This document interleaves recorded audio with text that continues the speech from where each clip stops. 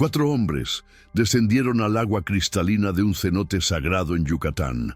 Cuando emergieron, sus relojes marcaban la misma hora del mismo día, pero el mundo exterior había avanzado 21 días. Sus familias los habían llorado, los equipos de rescate habían abandonado la búsqueda, y ellos no recordaban nada más allá de 30 minutos bajo el agua. Esta es la historia del cenote Ixcaequén, donde el tiempo dejó de existir y 4 vidas quedaron atrapadas entre 2 realidades. El sol de mayo caía vertical sobre la península de Yucatán cuando Rodrigo Castañeda estacionó la camioneta Ford blanca frente a la entrada del cenote Ixcaequén, también conocido como el Cenote de los Ecos. Era 14 de mayo de 2019, exactamente las 11 de la mañana. Junto a él viajaban 3 amigos de toda la vida. Manuel Ortega, instructor de buceo con 15 años de experiencia. David Hernández, fotógrafo especializado en cavernas subterráneas. Y Alberto Fuentes, biólogo marino fascinado por los ecosistemas de cenotes. Los 4 habían planeado esta inmersión durante meses. No era su primera exploración juntos, pero sería la que cambiaría sus vidas para siempre. El cenote Ixcaequén se encuentra en el municipio de Valladolid, a pocos kilómetros de las ruinas mayas de Chichén Itzá. Su nombre en maya significa cerdo, según la leyenda local, porque fue descubierto siguiendo a un cerdo que desapareció en un agujero en el suelo. Pero los ancianos del pueblo cercano de Tzitnup lo conocían por otro nombre, uno que raramente compartían con los turistas: Actun Jaal, el lugar donde el agua recuerda. Decían que el cenote tenía memoria propia, que guardaba secretos de los antiguos sacerdotes mayas que realizaban ceremonias en sus profundidades. Decían también que no todos los que bajaban volvían siendo los mismos. Rodrigo había escuchado esas historias, pero las consideraba folclore pintoresco, el tipo de cuentos que los guías turísticos usan para añadir misterio y justificar sus tarifas. A sus 34 años, era un hombre práctico, ingeniero civil con mentalidad científica. Manuel, a sus 42, era el más experimentado del grupo, un hombre bronceado y de pocas palabras, que había explorado cenotes desde Quintana Roo hasta Campeche. David, 30 años, era el soñador, siempre buscando la fotografía perfecta que capturara la belleza oculta bajo la tierra. Y Alberto, el más joven a sus 28 años, era el curioso insaciable, el que siempre hacía una pregunta más, el que necesitaba entender cada detalle del mundo natural. La entrada al cenote era una abertura circular en la selva, rodeada de vegetación espesa. Una escalera de madera descendía 23 metros hasta el nivel del agua. El aire se enfriaba con cada escalón, y la luz del sol se convertía en un resplandor difuso que apenas iluminaba las estalactitas colgantes. El agua, de un azul imposible, reflejaba la pequeña apertura superior como un ojo que miraba hacia el cielo. La temperatura del cenote se mantenía constante todo el año, 16 grados centígrados, y su profundidad alcanzaba los 50 metros en algunos puntos. Pero lo verdaderamente especial de Ixcaequén eran sus túneles laterales, una red de cavernas inundadas que se extendían por kilómetros bajo la selva, la mayoría sin mapear, la mayoría sin nombre. Los 4 hombres comenzaron a preparar su equipo a las 11:30. Revisaron reguladores, tanques de aire, linternas, computadoras de buceo y el equipo fotográfico de David. Manuel insistió en realizar la lista de verificación completa 2 veces. Era metódico hasta la obsesión, y esa obsesión había salvado vidas más de una vez. Cada uno llevaba 2 tanques, suficiente aire para una inmersión de 90 minutos a profundidad moderada. El plan era simple: descender hasta 30 metros, explorar el túnel oriental que Manuel había identificado en mapas antiguos, tomar fotografías, recolectar algunas muestras de formaciones minerales para Alberto y regresar antes de las 2 de la tarde. Había otros visitantes ese día en el cenote. Una familia de turistas estadounidenses tomaba fotografías desde la plataforma de observación. Una pareja de jóvenes franceses se bañaba en la zona poco profunda, cerca de la entrada. El guardia del lugar, don Esteban Put, un maya de 63 años que había trabajado allí durante 30, los observaba desde arriba con expresión preocupada. Cuando Manuel le comentó sobre su plan de explorar el túnel oriental, don Esteban negó con la cabeza lentamente. «Ese túnel no es bueno», dijo en su español mezclado con palabras mayas. «Los antiguos lo sellaron. Hay razones». Manuel sonrió con respeto, pero sin preocupación.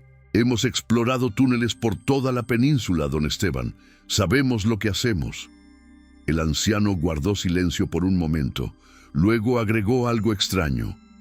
«El agua allá adentro no fluye como el resto. Se queda quieta, demasiado quieta, como si estuviera esperando algo». Rodrigo agradeció la preocupación del anciano, pero no le dio mayor importancia.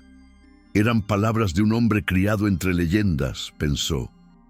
A las 12:17, los 4 buzos entraron al agua.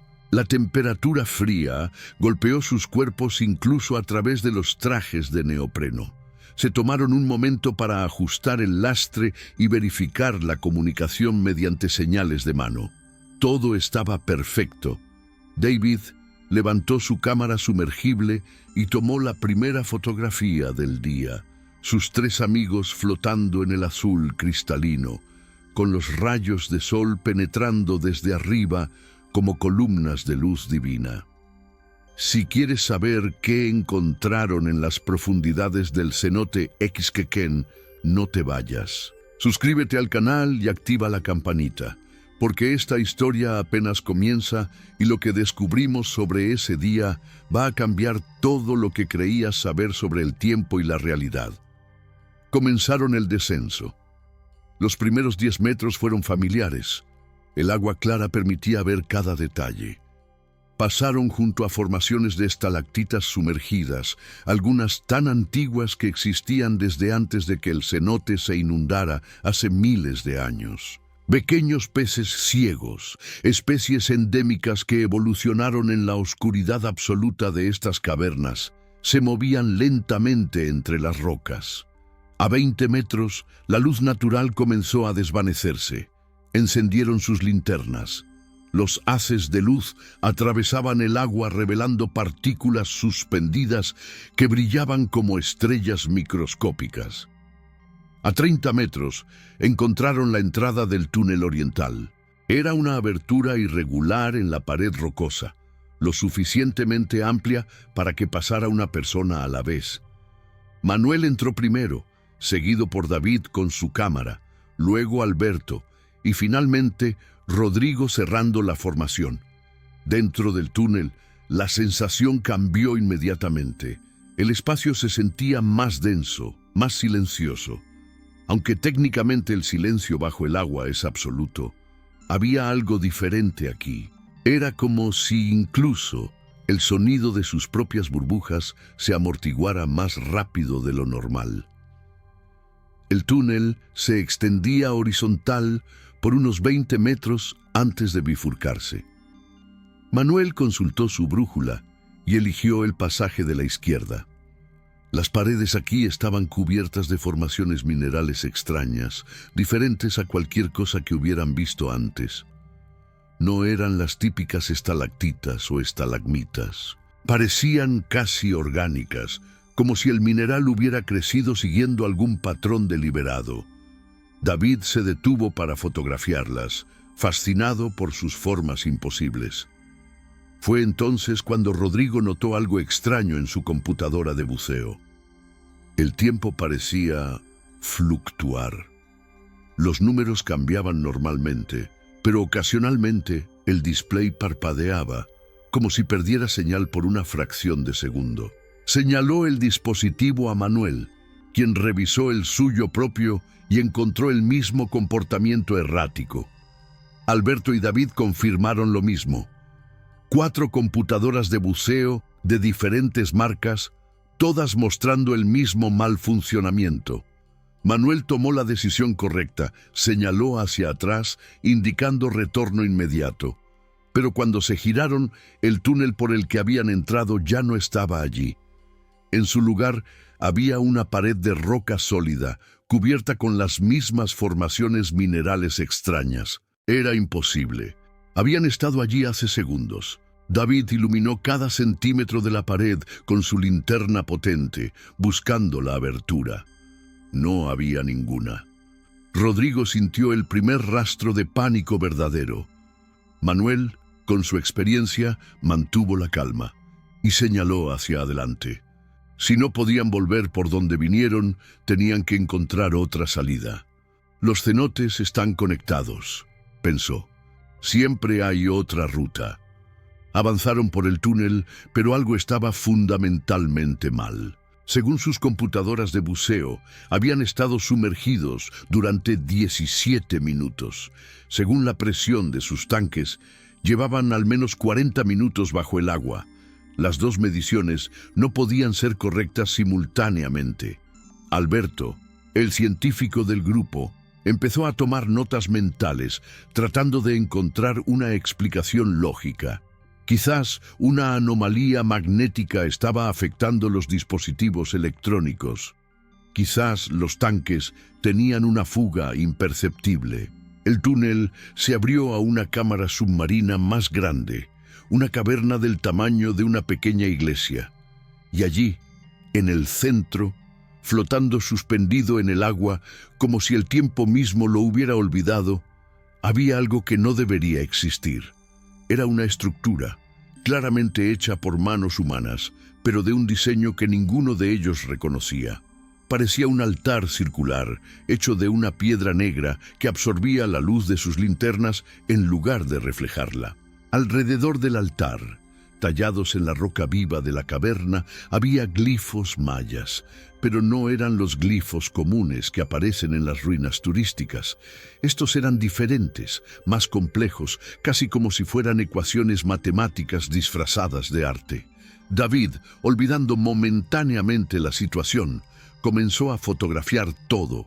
El flash de su cámara iluminaba la cámara en estrobos breves, congelando la escena en instantáneas surrealistas. Manuel se acercó a los glifos, pasando sus dedos enguantados sobre las tallas.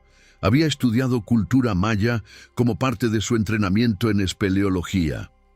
Reconoció algunos símbolos: el signo para agua, el glifo para tiempo, otro para puerta o portal. Pero la forma en que estaban combinados no seguía ninguna gramática maya que él conociera. Alberto, mientras tanto, se había fijado en otra cosa. En el piso de la caverna, parcialmente enterrado en sedimentos, había huesos. No muchos, tal vez los restos de 2 o 3 personas. Pero lo que lo perturbó no fue la presencia de restos humanos en un cenote sagrado. Eso era relativamente común. Los mayas realizaban sacrificios aquí. Lo que lo perturbó fue que los huesos tenían marcas de herramientas modernas, cortes limpios, precisos, hechos con algo metálico, y junto a los huesos, medio enterrado en el lodo, brillaba algo anacrónico, un reloj de pulsera. Un reloj digital de una marca que Alberto reconoció porque su padre tenía uno idéntico. Pero esa marca había dejado de fabricar ese modelo en 1987. Rodrigo revisó su aire. Había usado más de la mitad de su primer tanque, lo que significaba que llevaban al menos 45 minutos sumergidos.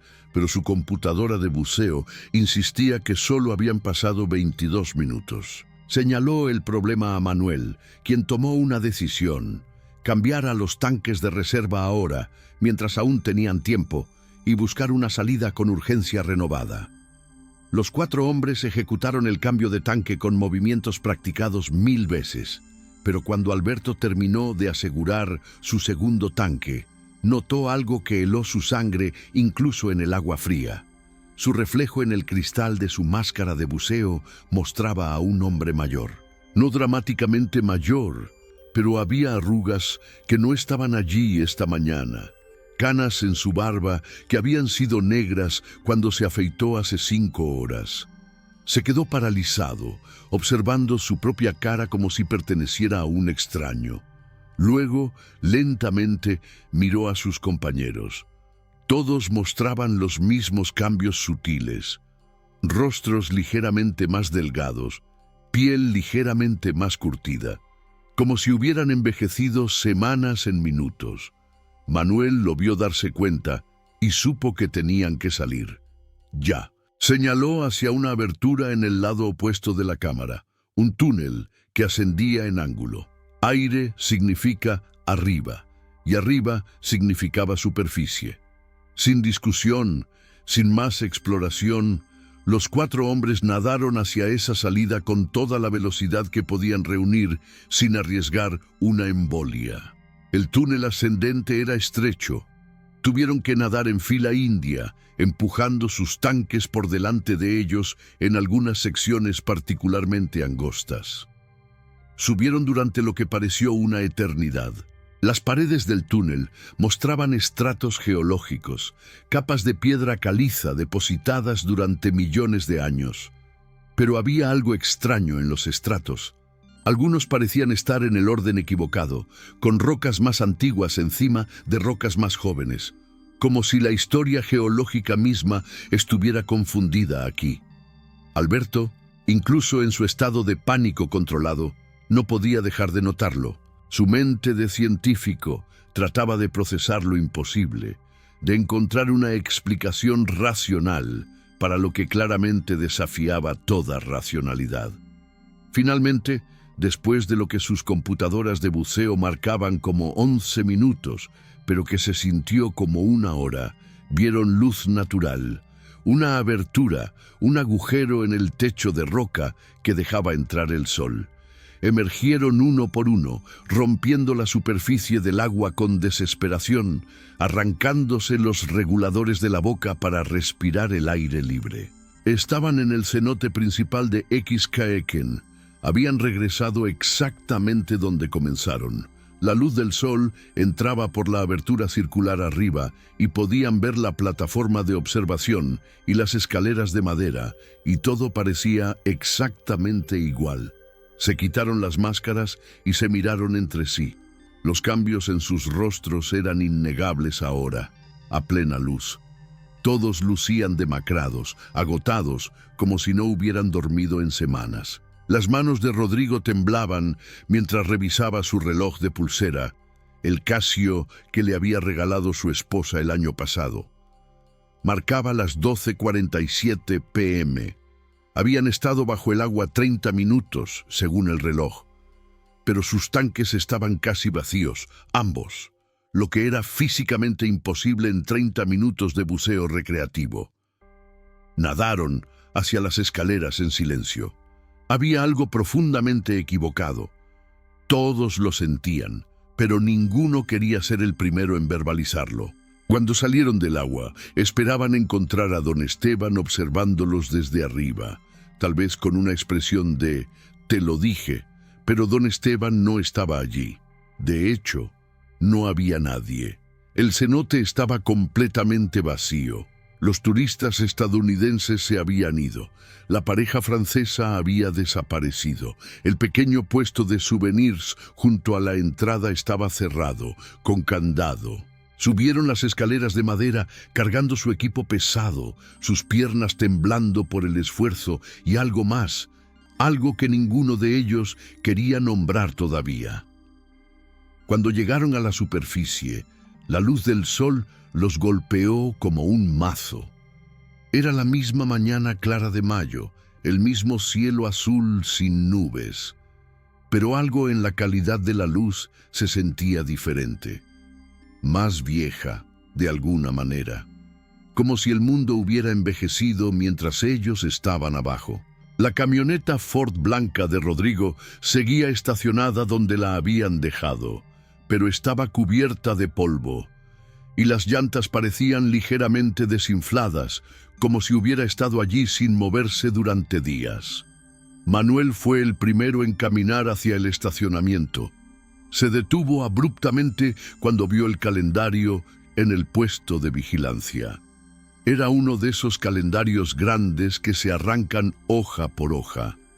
La última hoja arrancada decía 13 de mayo, pero la hoja actual, la que estaba visible, decía 4 de junio. «No», dijo David en voz baja, «eso no es posible, eso no puede ser real». Rodrigo sacó su teléfono celular de la bolsa impermeable donde lo había guardado. No tenía señal, lo cual era normal en esta área rural, pero cuando revisó la fecha en la pantalla, su mundo se desmoronó. 4 de junio de 2019, 21 días después de que habían entrado al agua. 21 días que para ellos habían sido 30 minutos. Alberto se sentó pesadamente en el suelo, su mente científica tratando y fallando en procesar la información. 3 semanas, susurró. Hemos perdido 3 semanas. Pero incluso mientras lo decía, sabía que perder no era la palabra correcta. No habían perdido el tiempo los había perdido a ellos. Manuel, siempre el pragmático, tomó el teléfono de Rodrigo e intentó hacer una llamada. Nada. Probó con su propio teléfono.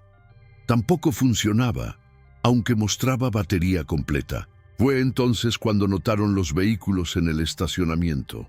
Había más autos ahora, incluyendo 2 patrullas de policía y una camioneta del gobierno municipal. Y había personas, muchas personas, reunidas cerca de la entrada del cenote. Personas con chalecos que decían «Búsqueda y rescate». Personas con equipos de comunicación.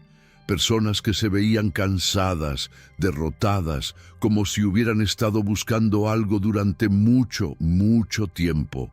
Una de las personas, un oficial de policía de mediana edad con uniforme polvoriento, levantó la vista y los vio. Su expresión pasó por una serie de emociones en rápida sucesión: confusión, incredulidad, shock y finalmente algo que podría haber sido miedo. Dejó caer la taza de café que sostenía. El líquido marrón se derramó en el suelo polvoriento mientras él señalaba hacia los 4 hombres empapados como si estuviera viendo fantasmas. «¡Están vivos!», gritó. «Dios mío, están vivos». Y entonces todo fue caos. Personas corriendo hacia ellos, voces superpuestas haciendo preguntas que no entendían, manos agarrándolos, verificando si eran reales. Alguien llamó por radio reportando el milagro. Otro oficial estaba llorando, literalmente llorando, mientras miraba a Manuel. Trajeron mantas térmicas a pesar de que no era un día frío. Les ofrecieron agua, comida.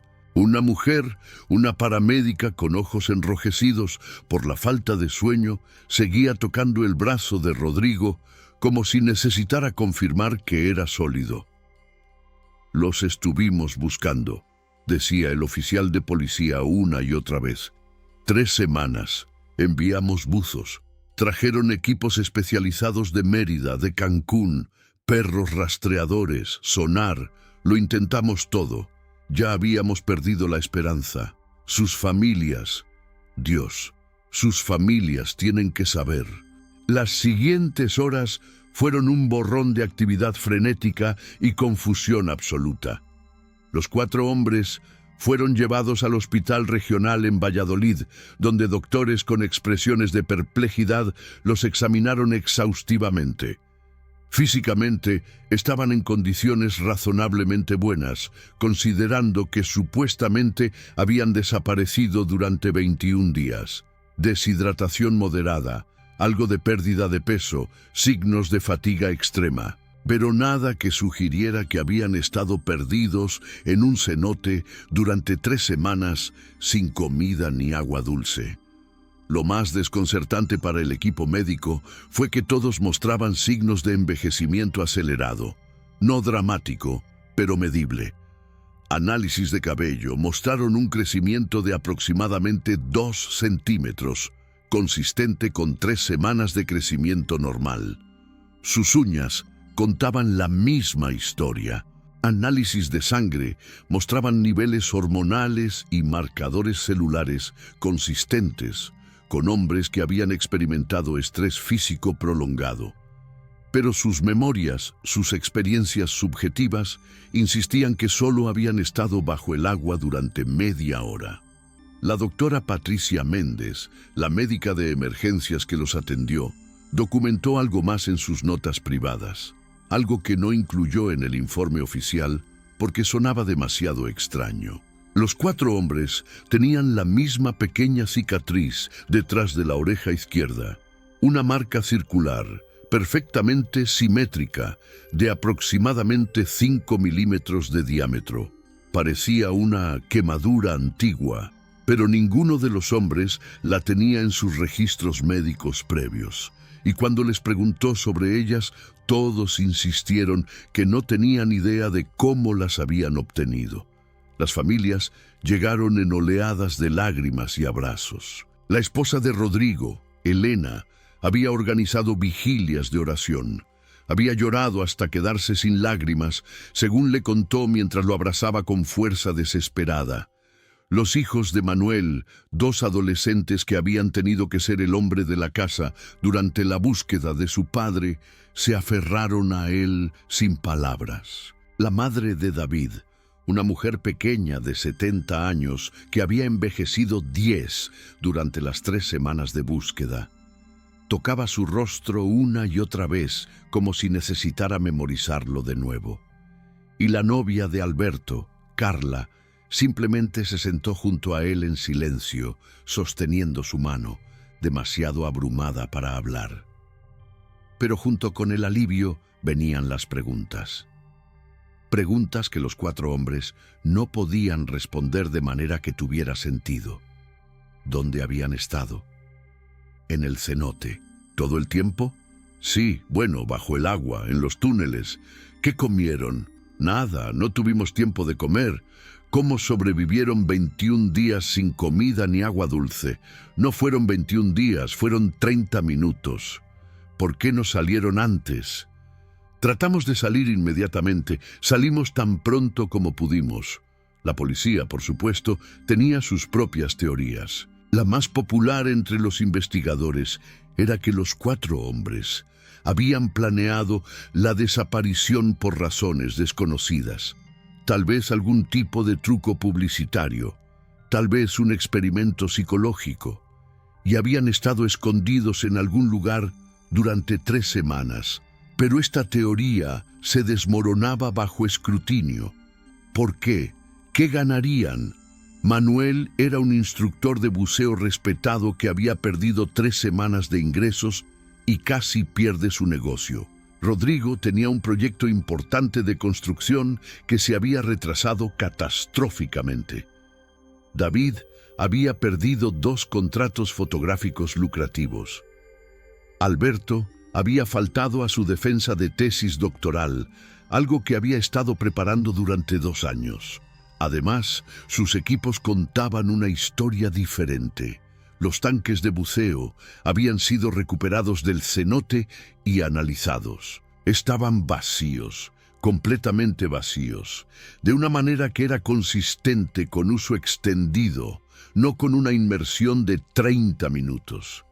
Las computadoras de buceo, cuando fueron examinadas por técnicos especializados, mostraban datos corruptos. Los registros internos eran un desastre de timestamps imposibles, lecturas de profundidad que saltaban erráticamente y en un caso, la computadora de Alberto había registrado una profundidad de 247 metros, lo cual era físicamente imposible en un cenote que solo alcanzaba 50 metros de profundidad. El equipo fotográfico de David proporcionó evidencia aún más perturbadora. Su cámara submarina había sobrevivido intacta, protegida en su carcasa waterproof. Cuando revelaron las fotos en la tarjeta de memoria, encontraron exactamente lo que los hombres habían descrito: la cámara submarina, el altar de piedra negra, los glifos extraños. Pero había otras fotos también, fotos que David juraba no haber tomado. Imágenes de los 4 hombres flotando en el agua, pero desde ángulos que habrían requerido una quinta persona. Imágenes de sus propios rostros, primeros planos extremos, tomadas mientras estaban claramente inconscientes o dormidos bajo el agua, algo que era imposible sin ahogarse. Y había una foto más, la última en la tarjeta de memoria, que nadie podía explicar. Era una imagen del exterior del cenote, tomada desde arriba, mostrando el estacionamiento. Pero en la imagen había fecha y hora impresas: 28 de mayo de 2019, 3:47 AM, 2 semanas después de su desaparición, en mitad de la noche. La foto mostraba sus vehículos todavía estacionados allí, cubiertos de polvo, y en el fondo se podía ver parte del campamento de búsqueda y rescate, con tiendas y luces.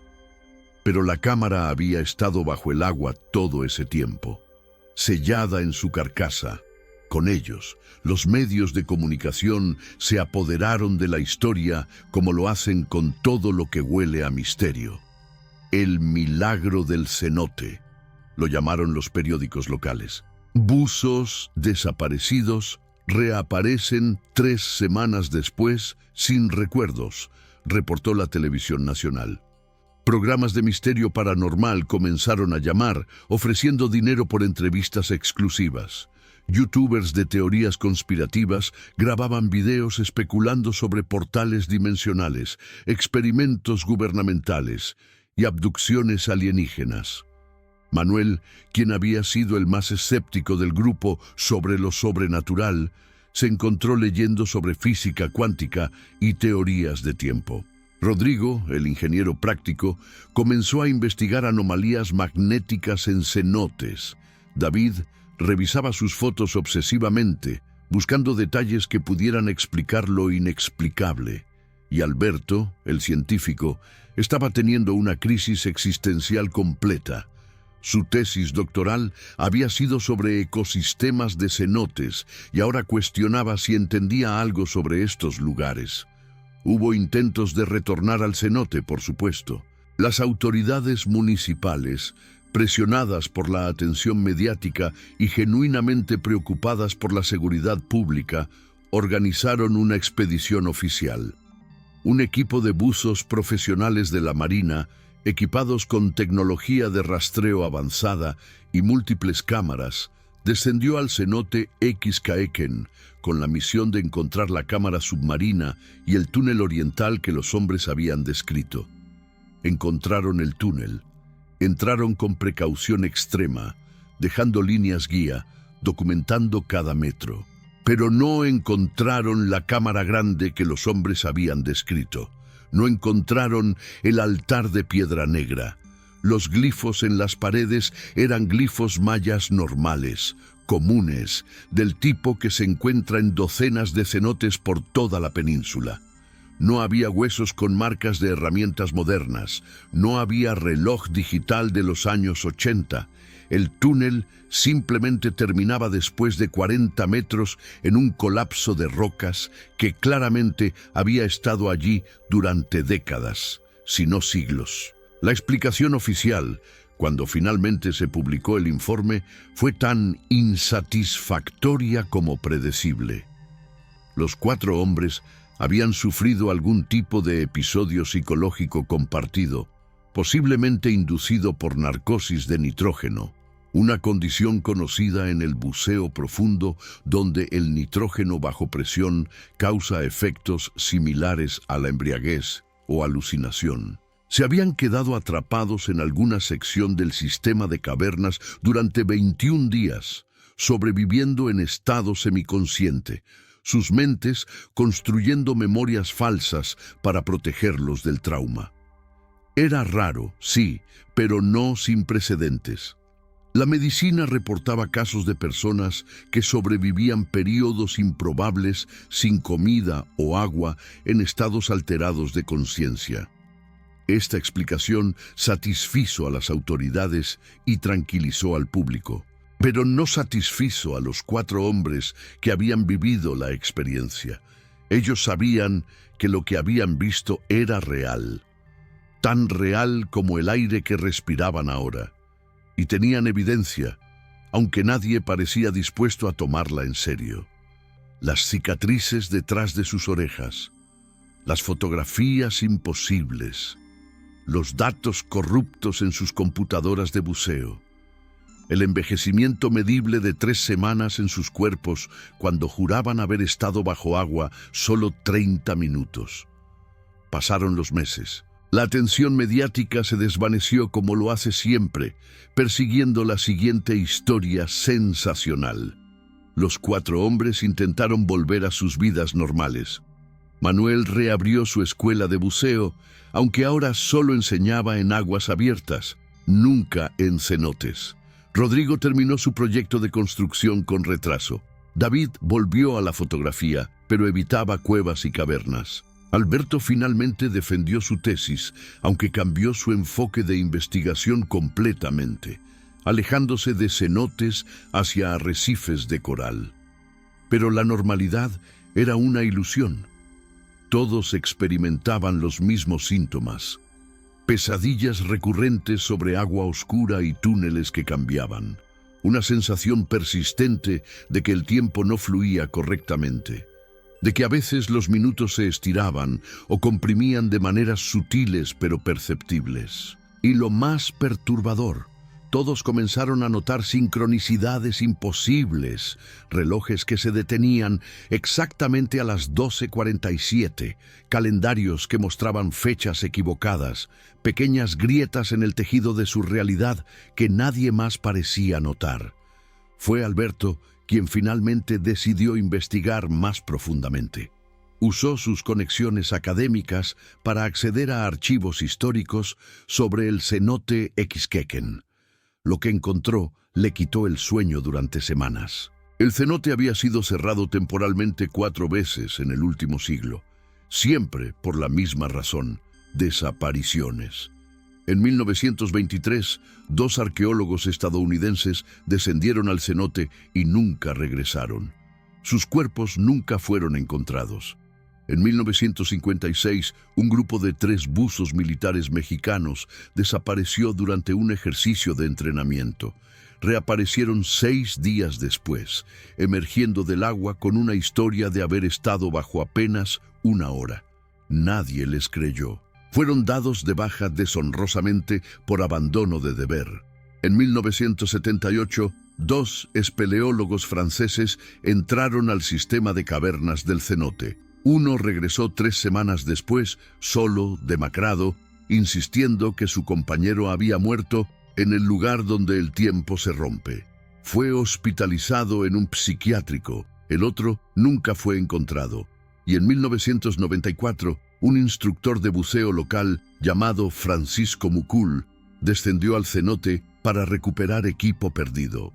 Emergió 30 minutos después, según su reloj, pero había estado desaparecido durante 12 días.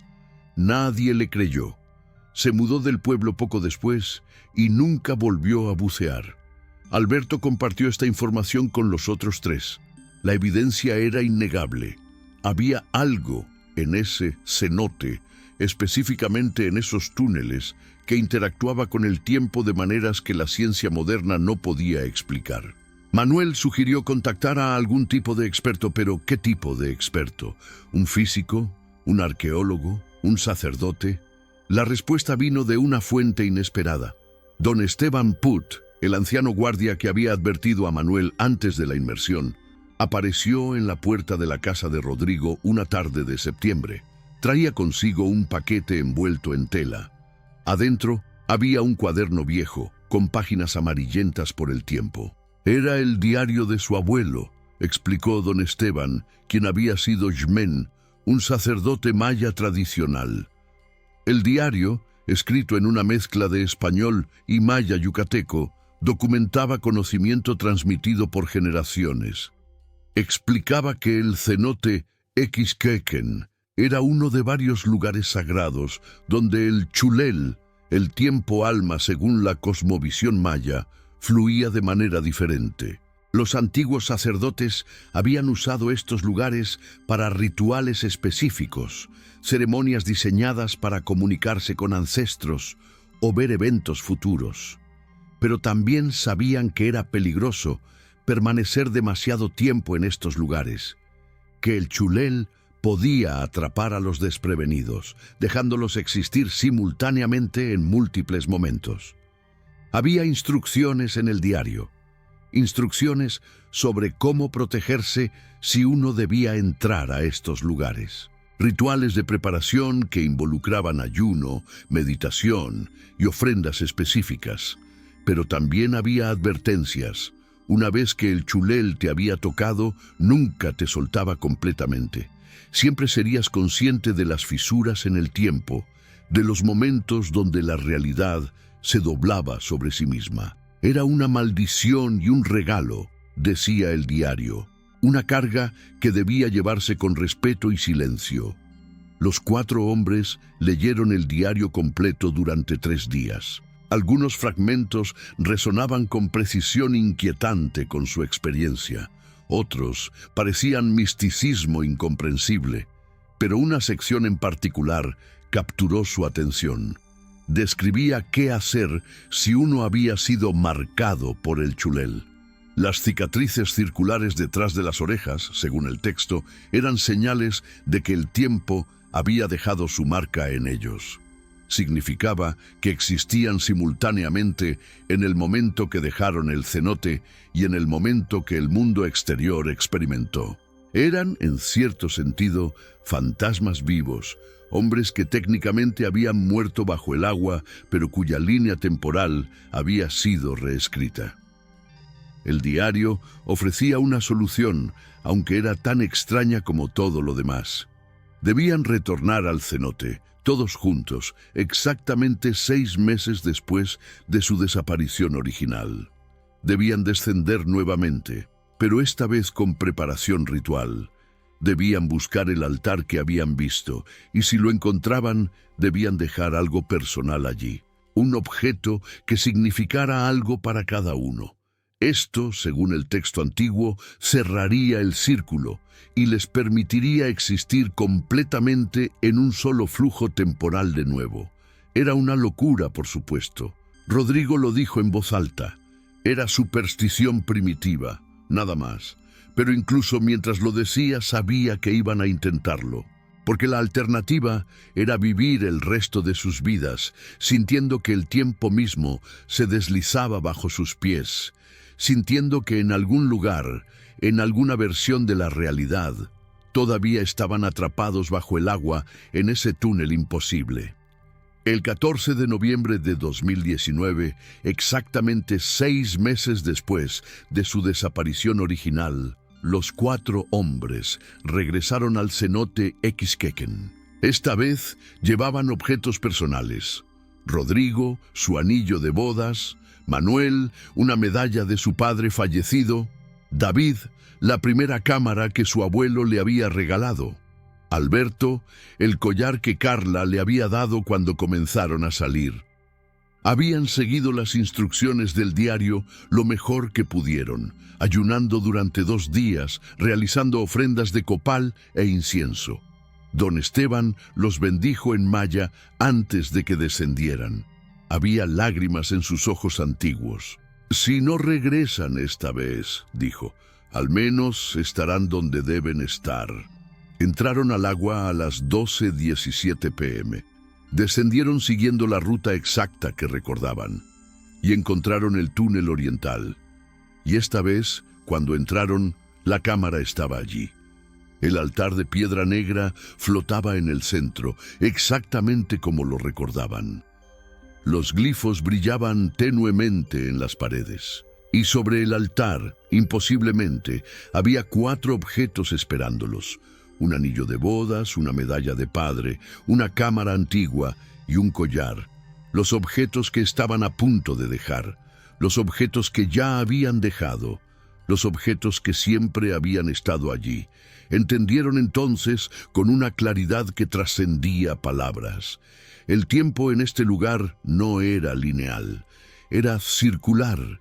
Siempre iba a regresar. Siempre habían regresado.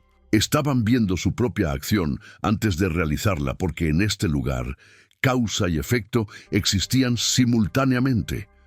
Colocaron sus objetos junto a los objetos idénticos que ya estaban allí. Por un momento hubo dos de cada uno. Luego solo hubo uno. O tal vez siempre hubo solo uno. Nadaron hacia la superficie. Esta vez, cuando emergieron, habían pasado exactamente 37 minutos, según todos los relojes, todas las computadoras, todas las mediciones. Don Esteban los esperaba arriba con expresión de profundo alivio. «Lo sienten diferente ahora, ¿verdad?», preguntó. Y sí, lo sentían diferente. El tiempo fluía normalmente de nuevo. Las sincronicidades cesaron. Las pesadillas se desvanecieron gradualmente. Las cicatrices detrás de sus orejas permanecieron, pero dejaron de arder. Habían cerrado el círculo. Habían completado el ciclo temporal que comenzó el 14 de mayo. Pero la pregunta permanecía, la pregunta que ninguno de ellos podía responder con certeza. ¿Qué había pasado realmente durante esas 3 semanas? Habían estado atrapados en algún bucle temporal, viviendo y reviviendo los mismos 30 minutos una y otra vez, hasta que sumaron 21 días. ¿Habían existido en algún estado cuántico entre momentos? ¿O había algo más antiguo, más extraño, algo que los mayas entendían y que la ciencia moderna aún no podía capturar en ecuaciones? David preservó todas las fotografías. Manuel escribió un informe detallado que guardó en un lugar seguro. Alberto incluyó una breve mención del incidente en sus notas de investigación, aunque disfrazada de hipótesis teórica. Y Rodrigo, cada año en el aniversario, visitaba el cenote y dejaba una pequeña ofrenda de flores, como le había enseñado don Esteban. Nunca volvieron a bucear juntos. Nunca hablaron públicamente sobre lo que realmente había pasado. Pero sabían que en algún lugar bajo la península de Yucatán, en las profundidades de un cenote sagrado, el tiempo no funciona como debería. Sabían que hay lugares donde el pasado, presente y futuro existen juntos, entrelazados como los túneles de un sistema de cavernas. Y sabían que ellos, por alguna razón desconocida, habían sido elegidos para experimentar esa verdad imposible. ¿Qué crees tú? ¿Fue un fenómeno temporal real o alucinación compartida? ¿Existen realmente lugares donde el tiempo se rompe? Si esta historia te hizo cuestionar la naturaleza de la realidad, comparte este video, dale like y suscríbete a Ecos del Silencio. Porque hay más historias como esta esperando ser contadas, más misterios ocultos en los cenotes de México, más verdades que la ciencia aún no puede explicar. Y nosotros seguiremos investigando, seguiremos buscando, hasta que encontremos todas las respuestas, o hasta que el tiempo mismo nos detenga.